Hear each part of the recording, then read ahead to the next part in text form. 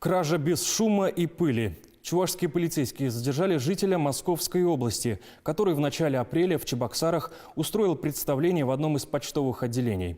Мужчина заявился на порог с тортом и умело вошел в доверие сотрудниц, угостив их кондитерским изделием. Однако десерт обошелся для них неоправданно дорого – на 730 тысяч рублей. Именно такую сумму он сумел вынести из сейфа. Однако остаться безнаказанным ему не удалось. Злоумышленника задержали в соседнем регионе в одной из гостиниц. В Чувашию вы с какой целью приехали? Можете рассказать?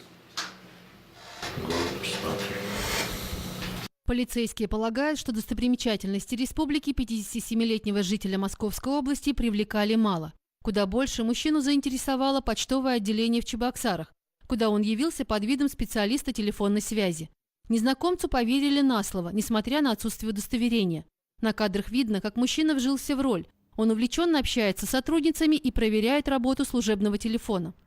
Данный гражданин приходил в почтовое отделение неоднократно на протяжении нескольких дней и различными способами входил в доверие, приходил разными угощениями и, воспользовавшись невнимательностью сотрудницы, и похитил денежные средства около 730 тысяч рублей.